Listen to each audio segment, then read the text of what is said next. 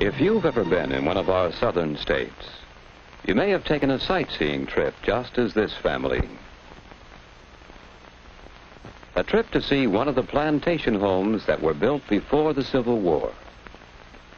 This beautiful mansion is one of many homesteads that were once the residences of southern planters.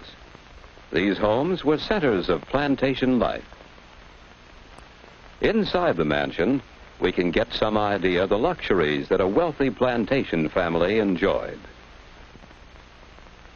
The home was often beautifully furnished. Planters imported fine household goods from England. These things represent part of the wealth that came from products grown on the plantation.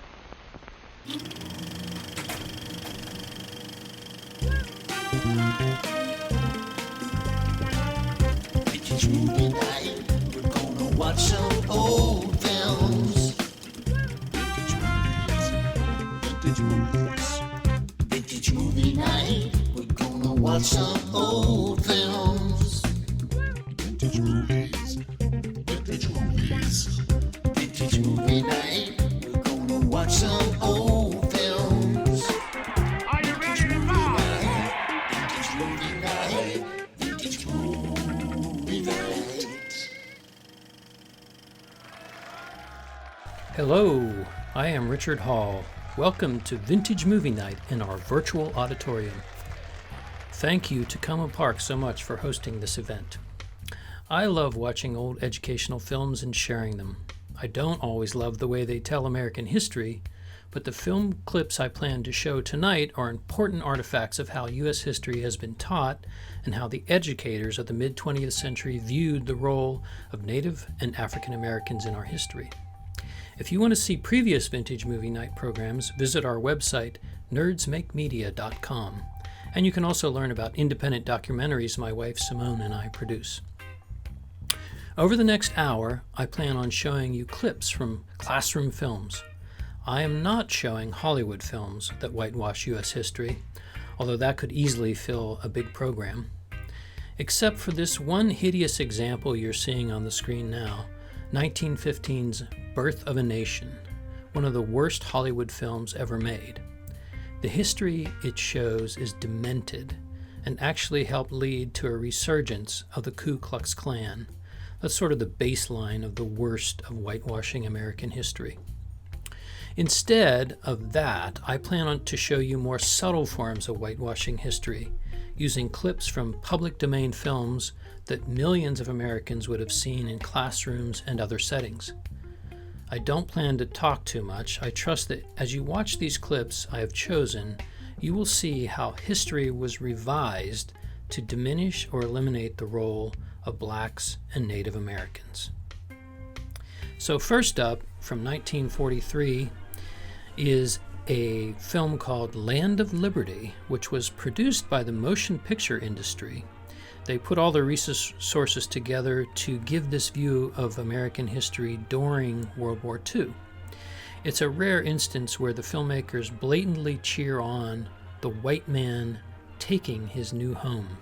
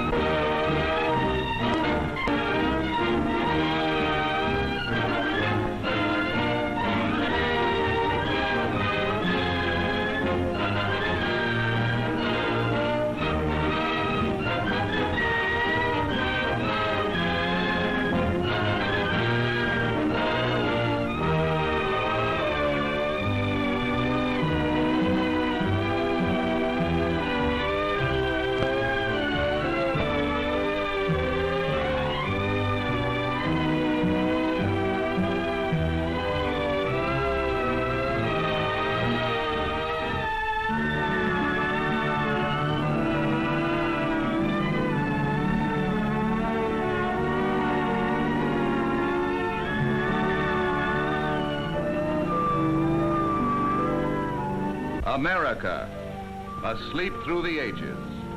Vast primeval America, land of freedom and of hope.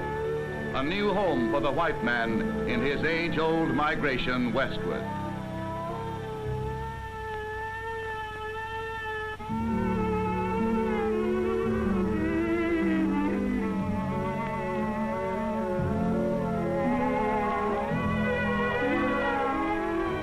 150 years after landing at Jamestown and Plymouth, English colonists were building homes and organizing local governments. Stout-hearted pioneers moved out for the conquest of the continent and made it our inheritance. They fought side by side with British soldiers in wars against the French and Indians for the control of North America.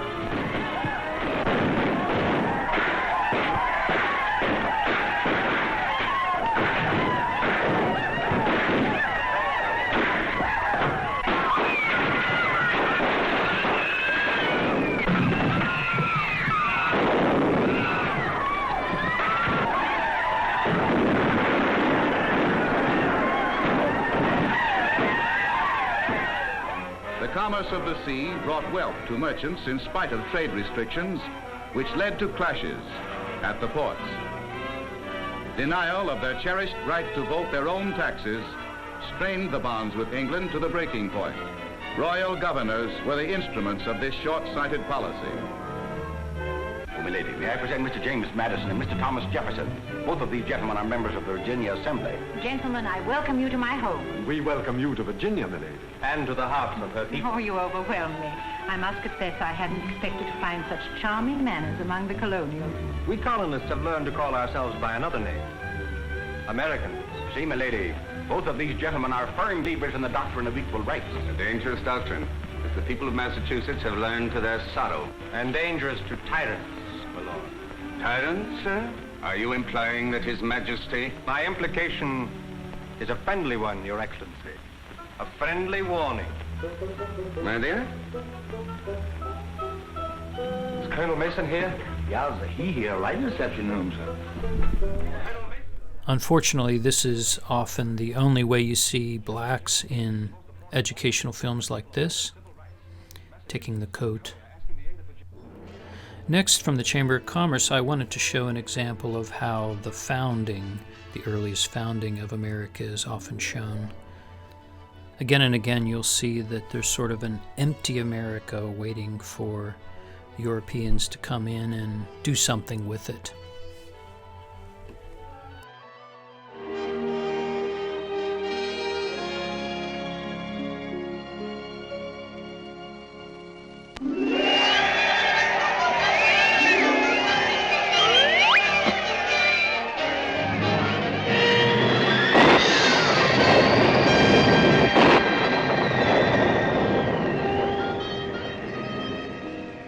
It wasn't so long ago in the history of man's voyage toward a better world that ships were carrying eager passengers toward the shores of a new nation that was just in the building.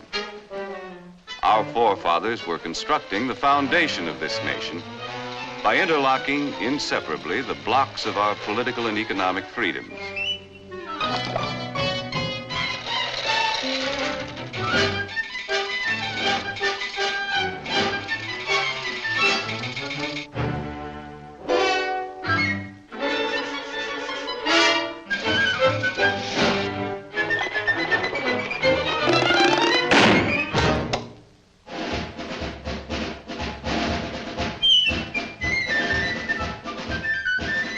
The way of life our forefathers established on this foundation of freedoms drew people from the far corners of the earth. And all those who set foot on these shores had the opportunity to build a better life for themselves. Even young Jonathan, an unskilled lad from across the sea, hoped to find a job where he could progress according to his ability and enterprise.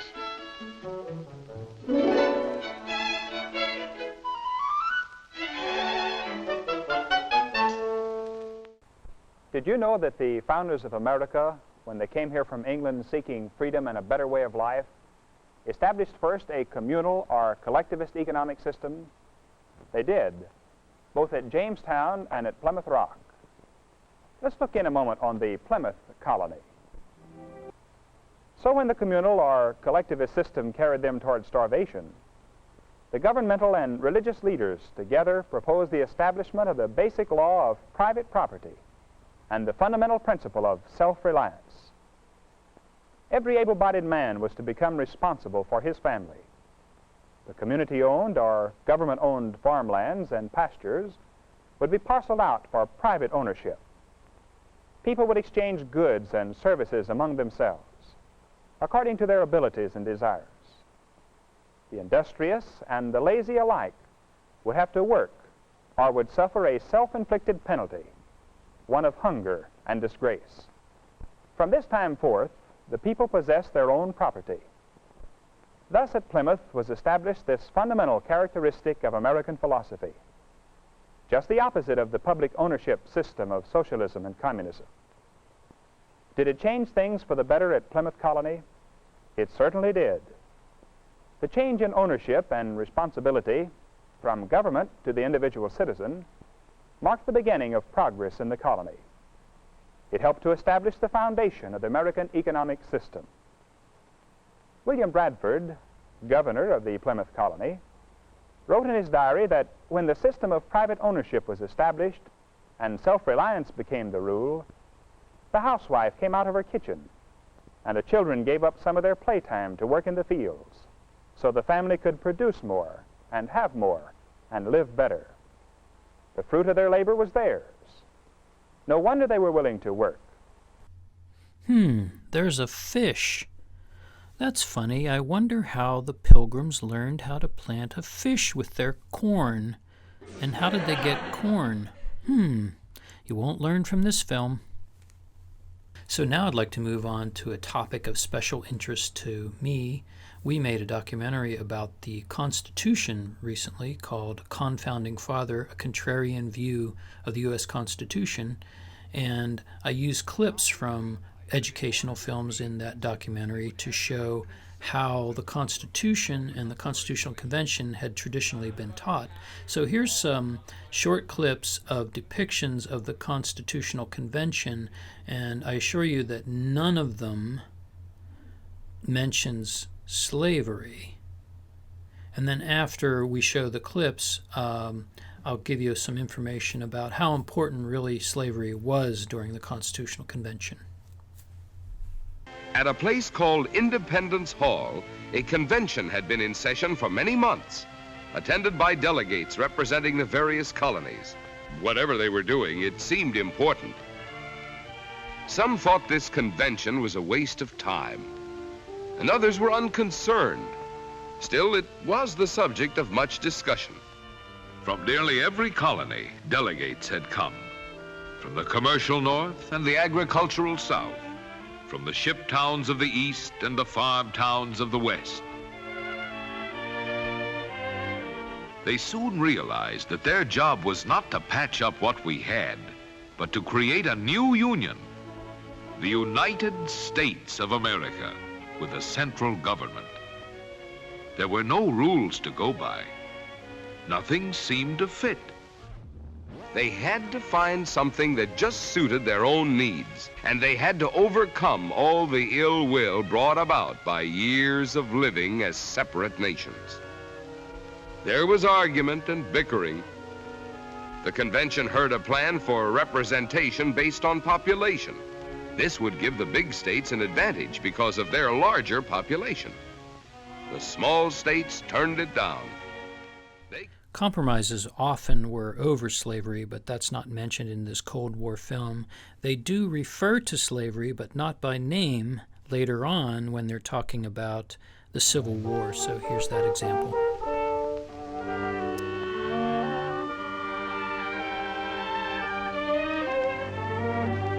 The country continued to grow and flourish as a union. It wasn't always easy. Sometimes it looked as if the whole system would break down. It nearly did 36 years after I had gone, over an issue that the Philadelphia Convention had left unsettled. But the idea of union was a powerful one. It stood the severest tests. The task will not be easy. Everyone has a chance to speak and to hear the other side. There will be order and an honest record of the proceedings. This was democracy in action in 1787. The small state plan met violent opposition.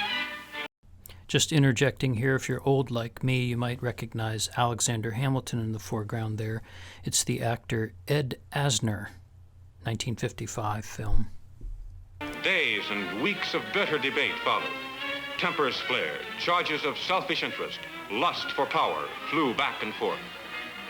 As nights and days went by, there seemed little hope of agreement.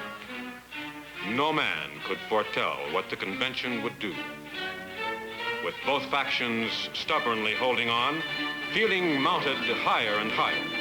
The convention seemed about to dissolve in confusion. Let's hurry on to 1787. I just returned from France. France.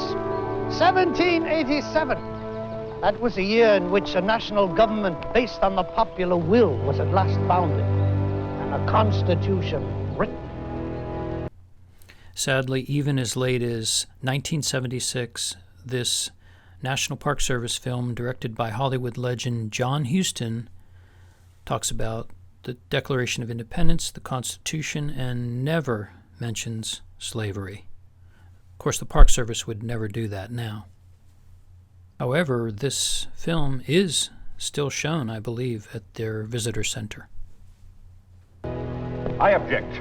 I object to Mr. Randolph's plan. I say the Confederation does not have the power to discuss and propose it.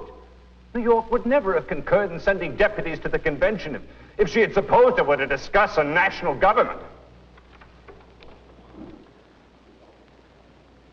The small states say their liberties will be in danger. The large states say their money will be in danger. Now, when a broad table is to be made and the edges of the planks do not fit, the artist takes a little from both and makes a good joint. Here, both sides must part with some of their demands in order that they may join. We, the people of the United States, in order to form a more perfect union, establish justice, ensure domestic tranquility, provide for the common defense, promote the general welfare, and secure the blessings of liberty to ourselves and our posterity, do ordain and establish this Constitution. Now I'd like to show you a portion of a National Archives event titled Slavery and the Constitutional Convention, which featured our Confounding Father documentary. I was fortunate to moderate this back in October, so instead of hearing my opinion, I want you to hear from the scholars on this topic. This starts with a short clip from Confounding Father. What the framers could do and did do was to limit slave importation to 20 years and to use circumlocution so that the Constitution does not include the word slave or slavery. What they couldn't do, and they've been criticized for this, and I think unfairly, is to have eliminated slavery. Then there's no union. No union, well, you know, what does that do? That doesn't help. It was not inevitable. To be sure, the Constitution would not have abolished slavery. But I believe that the multiple protections for slavery were not foreordained. Madison was so obsessed with winning proportional representation in both branches in Congress that he was willing to sacrifice the future of nearly 750,000 people held as property, about 20% of the population of the United States. In the debate over how to choose the president, James Madison says the fittest thing, that is the most appropriate thing, would be for the people to elect the president. And then he says, but if that happens, our Negroes won't count. And of course, what he means by our Negroes won't count is the slaves aren't going to vote.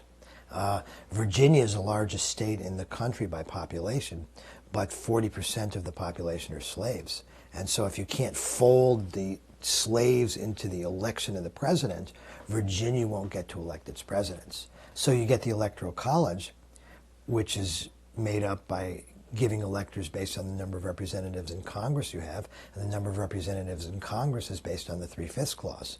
And so when you get to, say, the crucial presidential election of 1800, Jefferson is elected president because of the electors created by the 3/5 clause. If there had been no slaves counted for purposes of representation, Jefferson would not have been elected president in 1800. And it's clear, it's open. Madison says it. People say it all the time.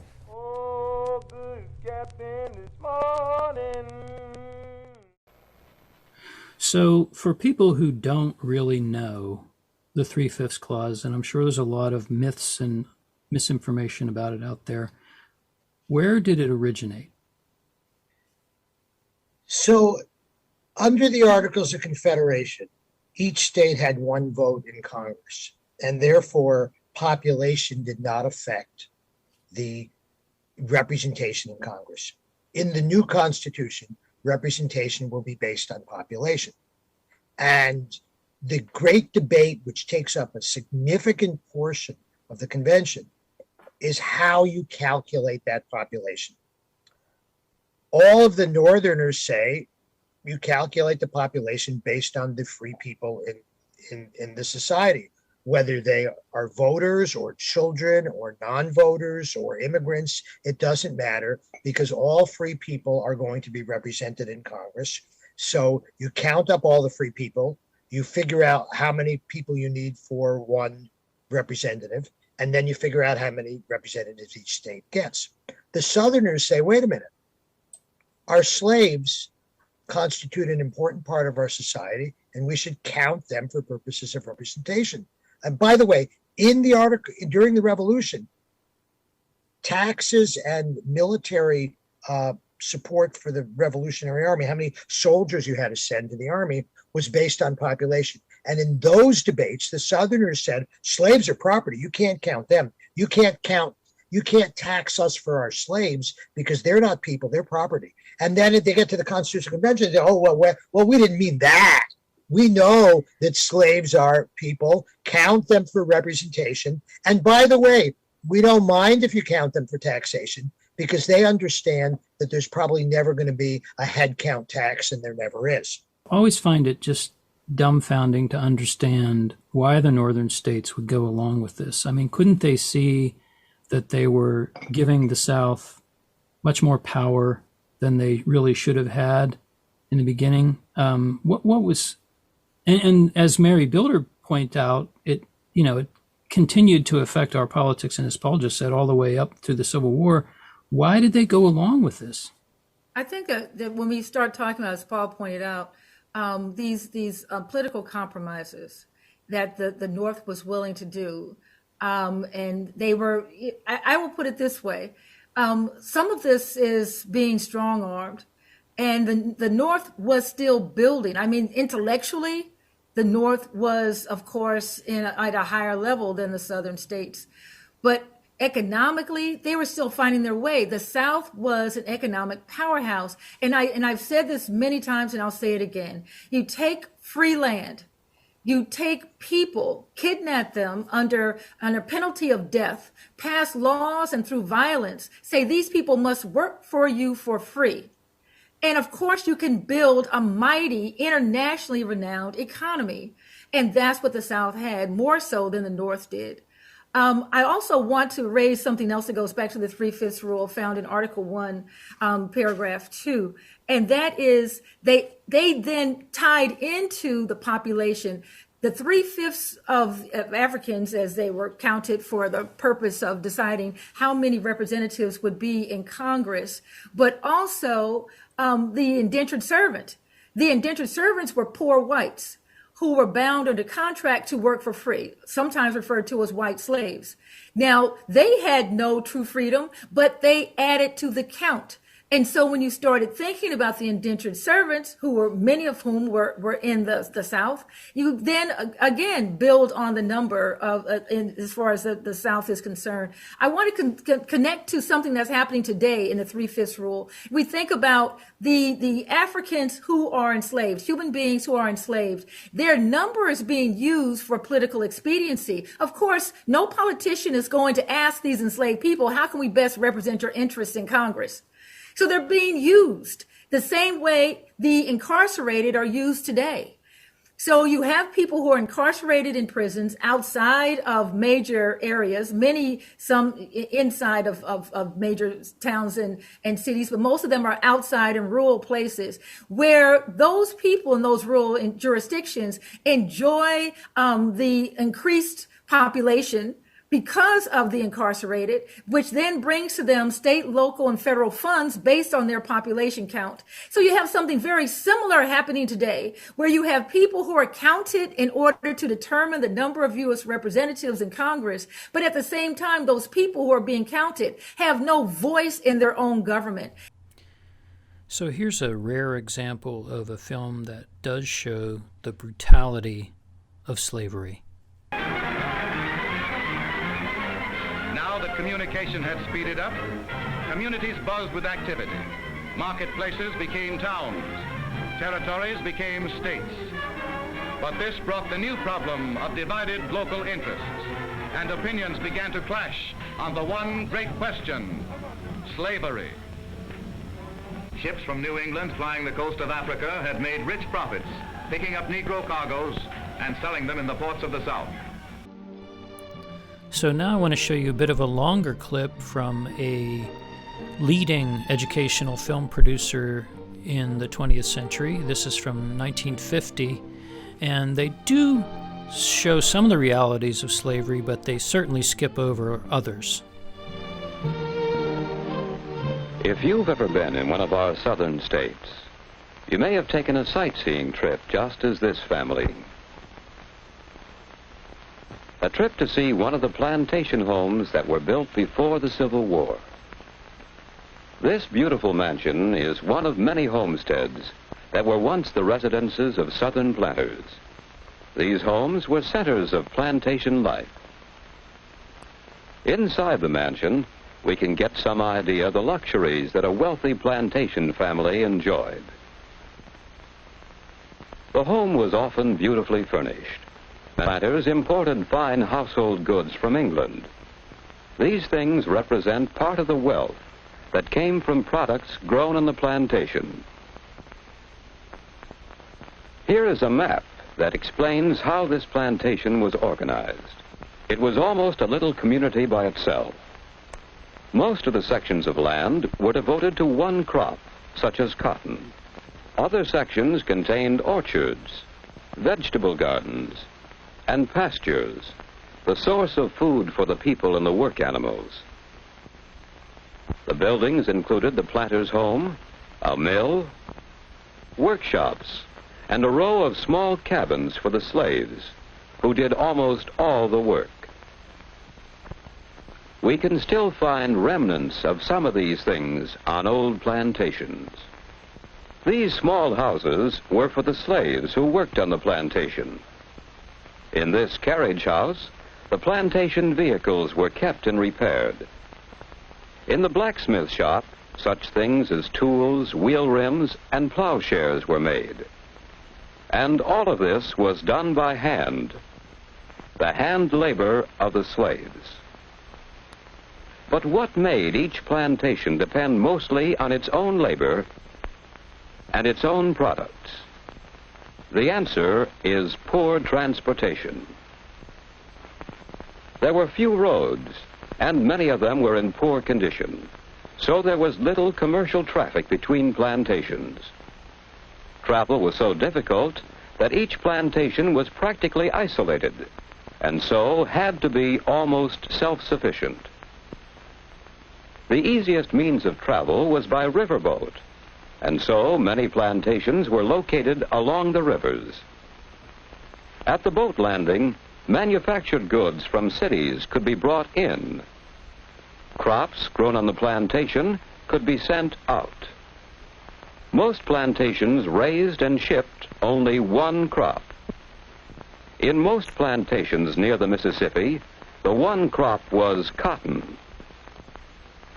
Cotton was such an important part of the plantation system that it came to be called king cotton.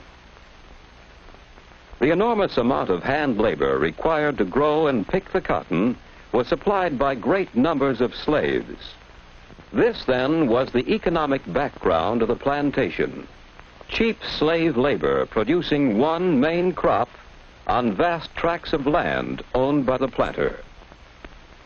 But the plantation was more than an economic organization. It was a social organization as well. The planter and his slaves were part of an unusual class system.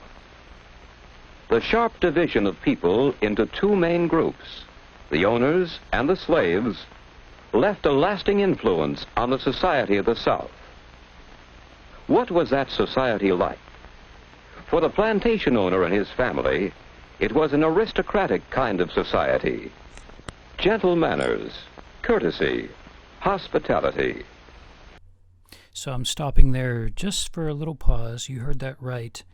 Gentle manners, hospitality, courtesy. Now, I assume that doesn't include whipping and torturing the slaves, having sexual favors with the slaves, or raping them, or splitting up families by selling them. This is the kind of thing that's never mentioned in this sort of film, and the result is, I've met older people from the South who actually told me, well, when I was in school, I learned that the slaves were happy.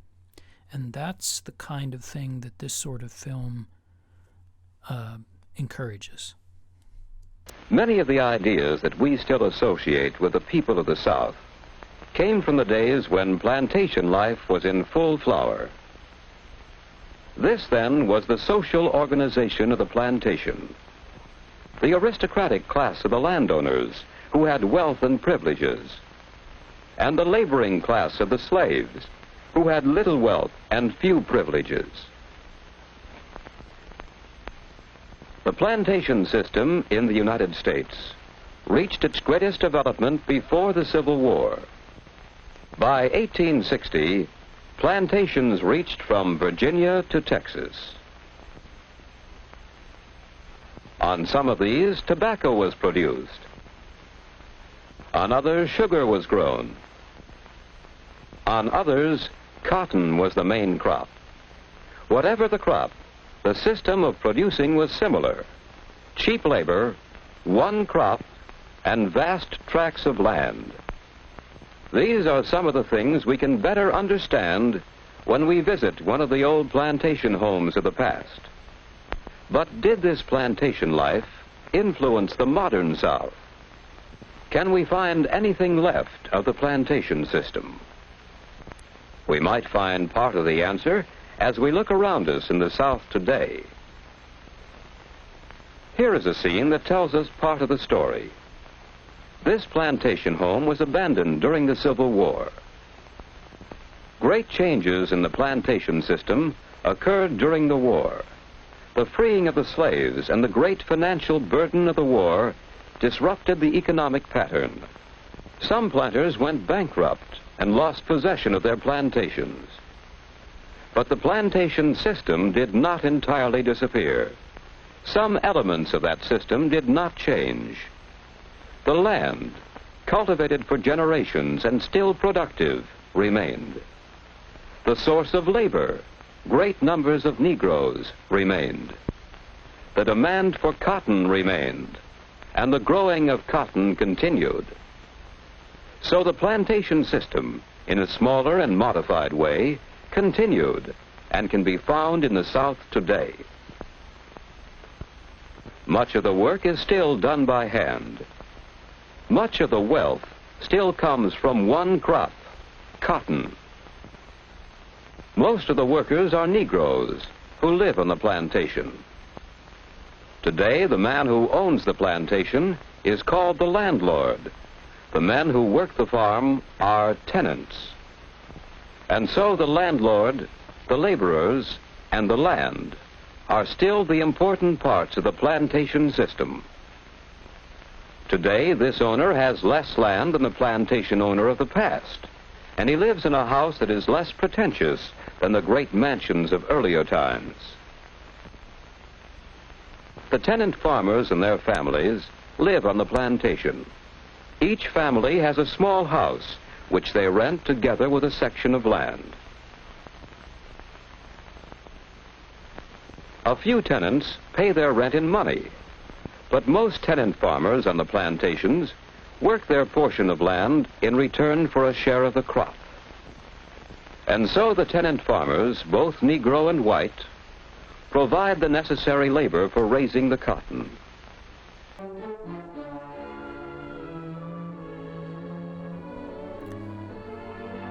This film about cotton was made by another leader in educational film, Jam Handy, and I want you to note that I try to put the source of these films always up in the upper left-hand corner so you can search for them online that way.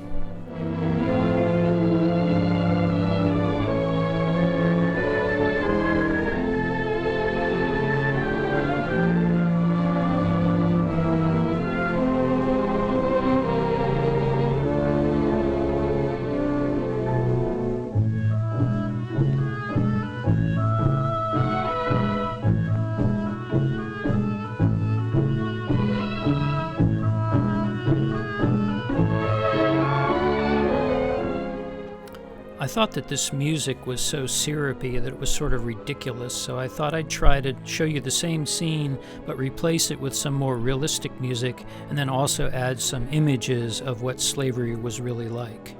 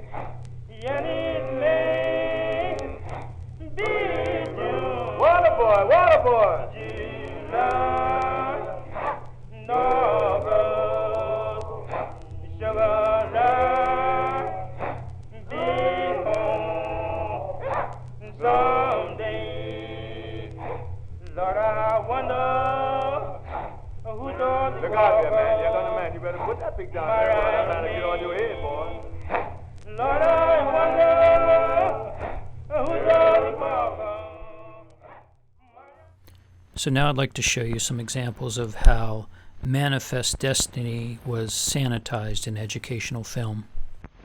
It is the year 1870, and the grim American plains offer a vast open region for a new tide of settlement.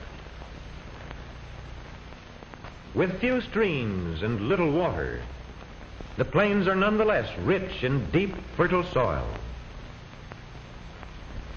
And there is room here, room for a man to farm, room to carve out a new life, room to breathe. At least that's how the Carter family see it. Theirs is a pioneer heritage. For their forebears, it was on to Ohio, then Indiana, then Illinois, and now it is the western plains that beckon. Once it was the pack horse, later the flatboat. Now it is oxen and wagons that carry the pioneers west. The father fought at Tippecanoe. The son was with Meade at Gettysburg. The mother confronted forest trails. The daughter faces the lonely plains. And for the Carter children, there are frontiers yet unknown. The American faith travels westward in the prairie stern. There are pauses in the journey. Each night, pioneers and oxen must have rest and food and water. Thus, while mother and children prepare a supper of long familiar cornmeal mush, father leads the weary oxen to the banks of a nearby stream. And now, finally, the long journey ends. After nearly 3 months, the Carters are on soil bounded by claim stakes driven last spring. Past are the hazards of the trail, unknown streams, the dreary monotony of day after day under the blazing sun. They have come through all in safety. The soil is theirs. Ahead of them lies the life of pioneers. They will build their future here on the prairies by hard work, by unwavering courage, and the mutual helpfulness necessary to carve a living out of the virgin prairie. For their present home, they will use the small dugout built last spring by Carter during the planting and cultivation of the first crop of corn. That corn is now ripened and almost ready for the harvest. It is corn heavy with mature ears. A good first crop brings the reassurance that success may attend their new venture, that they may depend on a rich, friendly soil to sustain life. You can watch that entire film, Pioneers of the Plains, online, and I assure you, you never see a Native American. This next film wins the prize for most annoying theme song. I think you'll agree.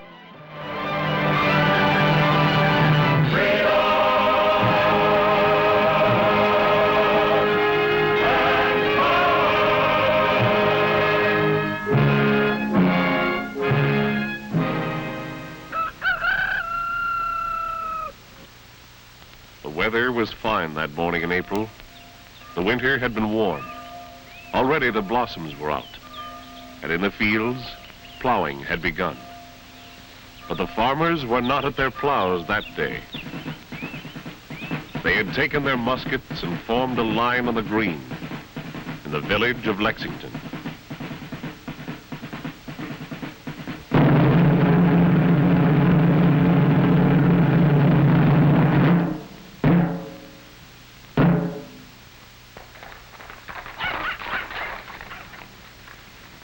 Disperse, ye rebels! Why don't ye lay down your arms and disperse? Stand your ground. Don't fire unless fired on. But if they mean to have a war, let it begin here.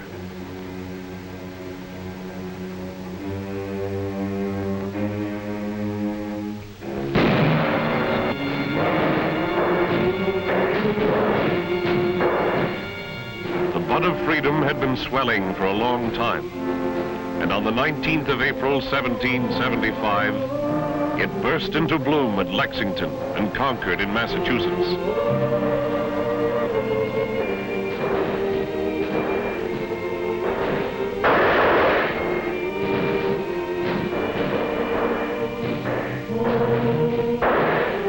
What were the freedoms these men were fighting for?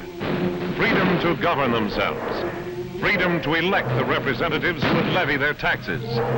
Personal liberty. An air of freedom that would soon nurture a driving urge to build and grow. In nearly 200 years since the colonies began, there had been settled only a narrow strip along the coast. The new United States was a long, thin country with an unplumbed continent at her back. But then that driving urge came welling up.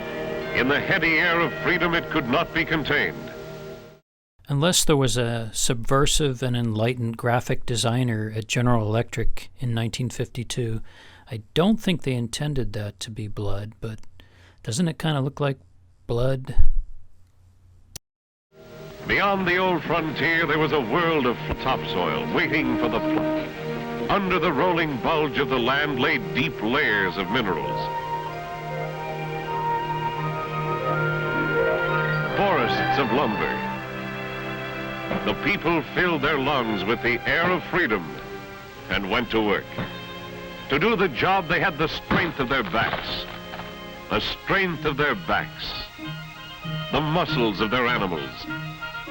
And the force of falling water. Water power to turn the grist mills, to run the saws and the looms. I come from Alabama with banjo on my knee.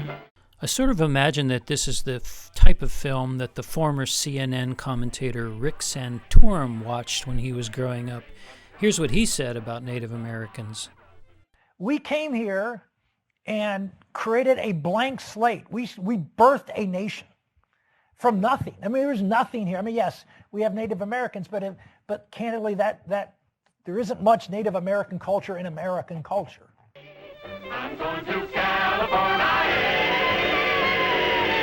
My true love bird of sea. These men went home long ago, when the war between the states ended. But the hardy survivors, both blue and gray, still meet together once a year to renew old acquaintance. It's 1917, and they're camped at Vicksburg, Mississippi. What memories they must have. They have fought their war. While these raw recruits at Camp Custer in Michigan are being trained to fight another war.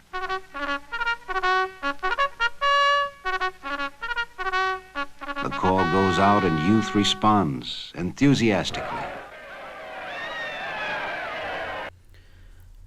So African American soldiers and veterans of the Civil War were often not permitted to participate in these reunions, but you can see here, where I slowed down the shot, that they are serving the former Confederates. And then this goes into World War I, and they're often omitted from that as well. Barracks life in an army camp.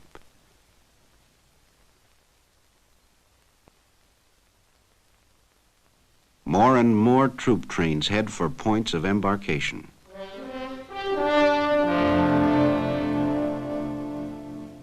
The last cup of coffee before we shove off.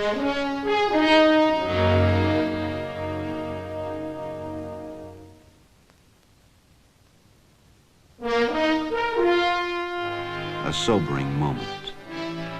But we won't come back till it's over there.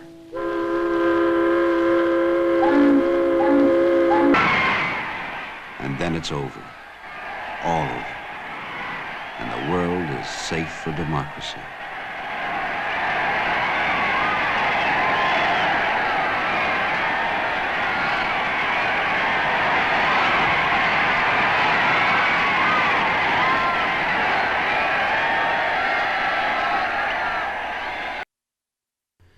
So National Archives has a huge collection of U.S. Army Signal Corps films from World War I. They're available at their YouTube channel.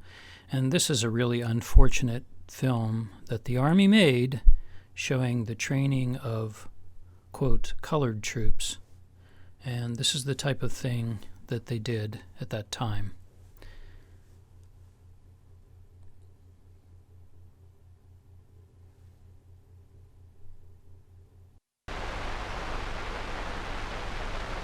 New Jersey shares with New York pride in the Palisade Interstate Park across the Hudson from uptown Manhattan. Conservation Corps boys working here are quartered in comfortable barracks near Englewood, one of New York City's exclusive New Jersey suburbs.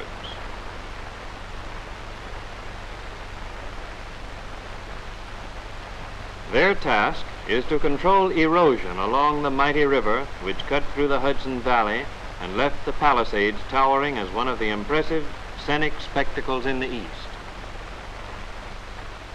So the white CCC boys are doing important work. Unfortunately, they showed African American CCC workers and they looked down upon them.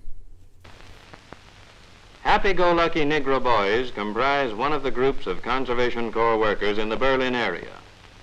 And inevitably, when 2 or 3 of these are gathered together,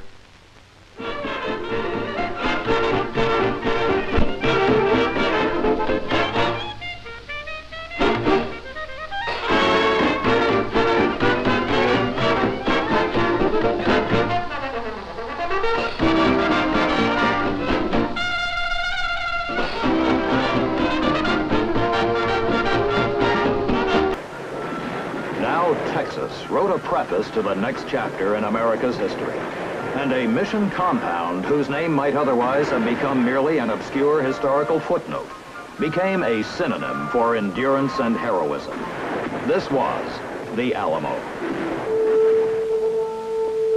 Texas won its independence after a long and bloody struggle, during which a band of 187 Americans met death and won enduring fame at the Alamo.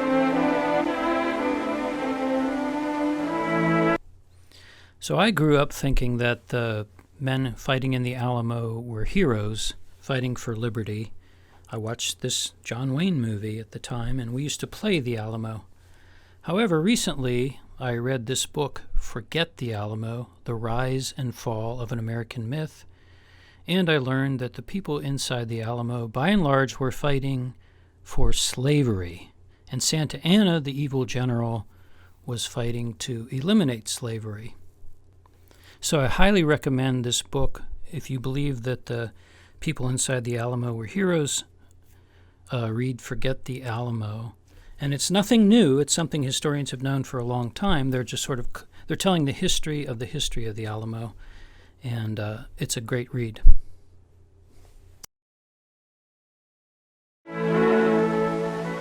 The frontiers expanded, and the flow of the nation's commerce grew. The midpoint of the 19th century was reached and passed in peace.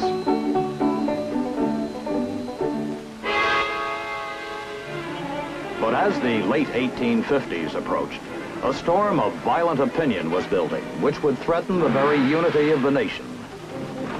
The most tragic of all wars, that of brother against brother, was forced upon the nation. Soldiers of both sides went into battle secure in the belief in their cause. The Confederate soldier had behind him the unified effort of a culture that was actually a way of life. He also had a superb military organization. Perhaps more than these, he had a hot, defiant pride, a formidable confidence that he would win. He fought with a magnificence that did him high credit. And in the end, it was not his spirit or skill, but his resources that failed him. The Union Army suffered at first from overconfidence and a lack of unity. But in the refining fire of combat, these were done away. And by mid-war, the Union soldier emerged as one of the most effective fighters in military history. America's advancement, once again made secure through the courage and sacrifice of her fighting men, stretched into the West and into the future with limitless promise.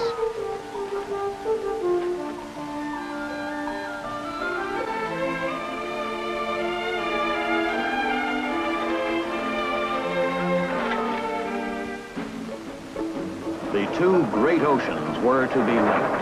The continent was to become one great nation in geographical as well as philosophical fact. The great reach westward was met by the West reaching eastward.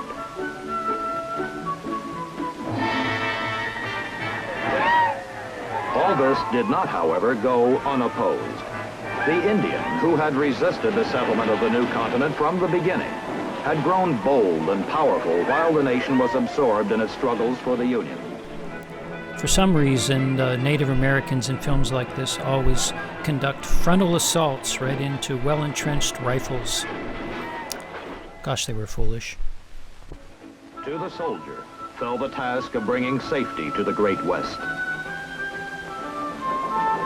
It was a harsh assignment. The Army's Western forces totaled only some 10,000 men, scattered widely across the vast plains.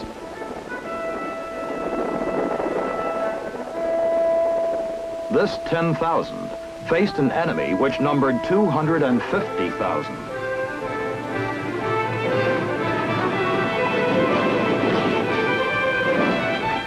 He did more than his duty, wrote one Army general of this soldier of the West.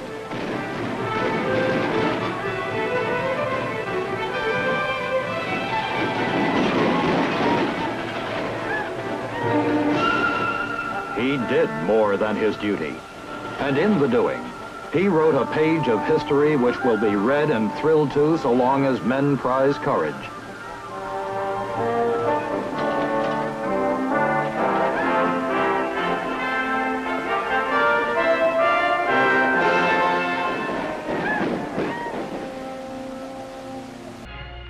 As early as 1832, the idea of a railroad line spanning the nation was conceived.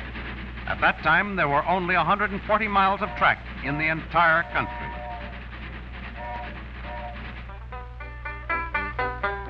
Building westward. 1849, the discovery of gold in California. This exciting news spread rapidly and soon started vast caravans of pioneers westward of wealth and adventure. These were truly the empire builders. Susanna, don't you cry. Oh, Susanna, oh, Joanna, with the banjo on my knee. Oh, Susanna. 1862, Congress had approved the plan for a railroad line from Omaha to San Francisco. The construction of this line was marked with many hardships.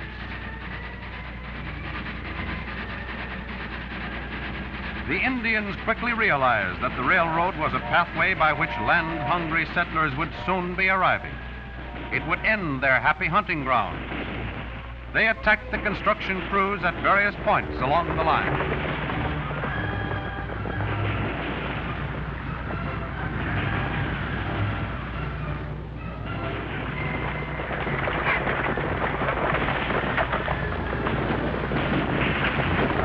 Naturally, it became necessary for organized force to maintain constant vigilance, to stop these attacks and protect the crews so that the work might progress in an orderly fashion.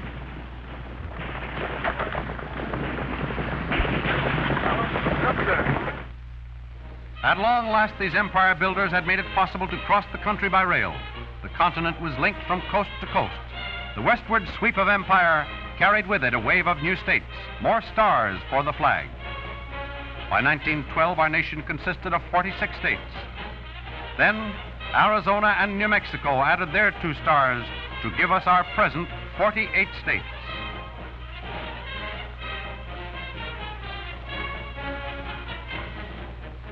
The parade of the states and stars was now complete.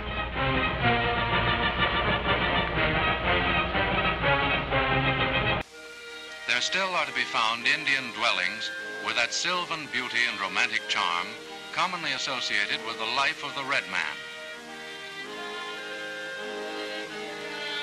Generally speaking, however, the Indian housing situation has room for improvement. I don't think I really need to tell you what could be wrong with this film.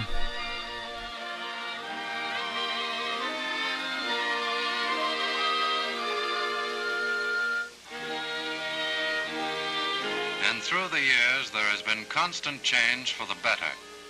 This row of 7 cabins was built a long time ago for 7 old Indians. Formal houses and Indians are not basically compatible. Before house building can be undertaken, the Indian must be convinced of the superior advantages of the white man's home over the shelters he has found to his liking for so many generations.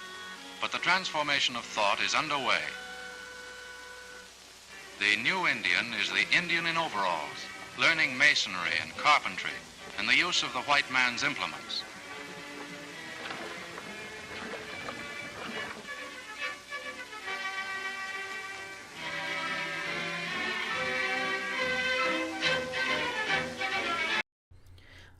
We're almost out of time, but I wanted to show you a clip from this strange 1966 John Birch Society film, Anarchy USA. They argue that civil rights activists were communists trying to create a Soviet republic in the South. We can and must write in a language which sows among the masses hate, revulsion, and scorn toward those who disagree with us. Members and front organizations must continually embarrass, discredit, and degrade our critics. When obstructionists become too irritating, label them as fascist or Nazi or anti-Semitic. Constantly associate those who oppose us with those names which already have a bad smell. The association will, after enough repetition, become fact in the public mind. By duping the American public into turning a deaf ear to the voices of warning because the topics were controversial or because the patriots themselves had been ridiculed as extremists, racists, fright peddlers, the conspirators were ready to move one step closer to their hidden goals by precipitating mob violence. Riots, demonstrations, street battles, detachments of a revolutionary army. Such are the stages in the development of the popular uprising. You've been studying history, studying civics, but right now you got to put your history and your civics in the streets. You got to make the Constitution real. You got to make democracy real. Since 1960, since February the 1st, 1960, more than 50,000 your fellow students have been arrested and jailed, beaten, face police doors and water hoses.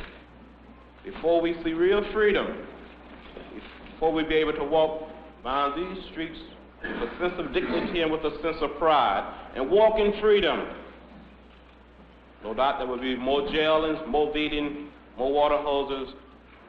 We plan to use everything within our power and all of the nonviolent weapons at our disposal to dramatize this blatant injustice and to demand that the federal government not put a cent in this city unless it decides to face the realities of desegregation.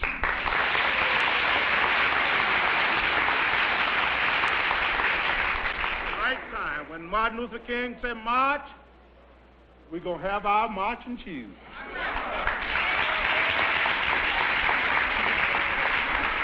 And you know they've kicked us around a long time, haven't they? Yeah. Everybody.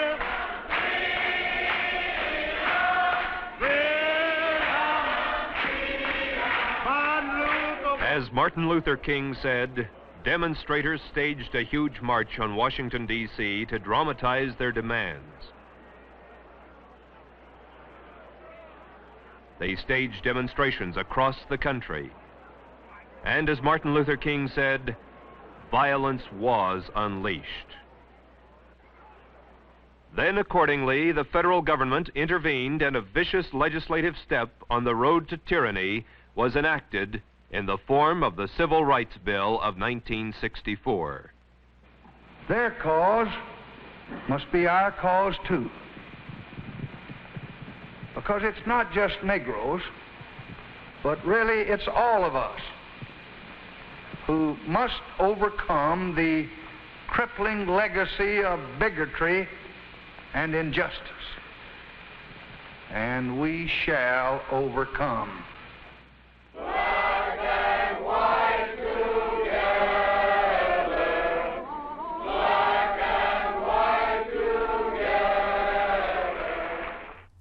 I don't know what John Birch was trying to accomplish, but the film seems inspiring to me. Well, this John Birch Society film was considered pretty fringe back in its day, but I'm sure it did manage to encourage some people to hate civil rights activists. Now we are in a situation where there are very popular people putting out just as crazy ideas. This one is the Tucker Carlson documentary Patriot Purge. This is the trailer to it. And it's arguing that the January 6th insurrection was some sort of a false flag and that the people who did it are being persecuted. And so it's kind of crazy that what should be fringe is not really fringe anymore.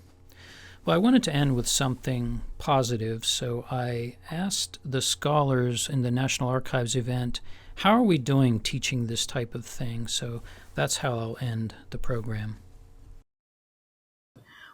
How are we doing now at teaching what we're talking about today? When you have laws against teaching critical race theory, there are laws in certain states right now that would prohibit this conversation we're having, because people have bought into this idea of whiteness and purity, and that their ancestors could never have possibly have done these horrific things, pass laws and use violence. What we saw on January 6th, that was what used to happen in lynch mobs in this country on a regular basis. So to be able to stay in the mindset of the purity of the founders of this country and the purity of those founding documents, we have to lie to ourselves again and again that this behavior, the economy, the greed, the need to build a nation on the backs of African American men, women, and children and Native American land is something that this country will keep embracing with schizophrenia at the same time that it's waving the flag and talking about liberty and justice for all. And until this country, as other countries have, owns its past and realizes with Sankofa provisions that we have to know the past to gain some insight into the present and plan for a more just future. And we have to do that. And hopefully at some point, young people will drive this to truth. I know older people sometimes want to, but I think they do it only inches at a time. So hopefully America will do better than it's doing now, because we certainly can. We have to grow up and embrace what has happened and take the blinders off and realize that we can't go forward in this crippled manner, emotionally and historically crippled. Paul Finkelman, you're the president of Gratz College. How are we doing at teaching this subject in your view? Well, I mean, my college has an online PhD in Holocaust and Genocide Studies. We teach about world genocide. We teach about the Holocaust. I teach a course on world slavery as a component of both genocide and the Holocaust, since there were millions of people enslaved in Germany during World War II. We are doing better than we were. It is impossible, for example, for me to imagine the National Archives sponsoring this program 40 years ago. I just gave a lecture at Monticello. The first time I went to Monticello, and I simply asked the guide where the slave quarters were in relation to the house. The guide yelled at me about trying to destroy the reputation of a great man, Thomas Jefferson. Then this time, the guide spends a great deal of time talking about Jefferson's relationship to Sally Hemings and the children he had with Sally Hemings. And the guide talks about the importance of the enslaved people at Monticello. We are better than we were. The statue of Robert E. Lee and Jefferson Davis are no longer in Richmond. I think these are important steps. But are we where we want to be? Of course not. And will there be people who don't want to get to where we need to get? Of course not. What I think the United States needs, and I don't see it happening, but it would, there are lots of things I never saw happening. I would have never imagined Barack Obama or Kamala Harris being a president or a vice president. So things do change. But I would love to see the United States have a cultural truth and reconciliation commission, a cultural event across the nation where we investigate our past, where we confront our past, where we understand how we got to where we are, and in the process, help people understand where we are today. I've taught I'm at Gratz College in Greater Philadelphia, but I've taught in Texas, I've taught in Louisiana, I've taught in North Carolina, I've taught in Virginia, I've taught in Oklahoma and in Florida, all of which are southern states, segregating states. I would often get students who'd ask me something about should they feel guilty because their ancestor owned slaves or their ancestors fought for the Confederacy. And my answer was always, you are not responsible for what your ancestors did. You weren't alive, you aren't responsible. However, you are responsible for cleaning up the mess they left you. And I think that as an educator, as a historian, as sometimes a law professor, as a college leader, I see that we need to do a lot better and a lot more education. That's all we have time for. Thank you very much for joining us. Thanks to Takoma Park for hosting this program. If you want to watch the entire films, any of the entire films, they're all available online. They're all in the public domain. Up in the upper left-hand corner, I showed the source. Most of them were Prelinger Archives, National Archives, or Library of Congress. You easily can find them online. If you want to know more or have questions, you can find me through nerdsmakemedia.com, our website. Thank you very much. Take care all. Good night.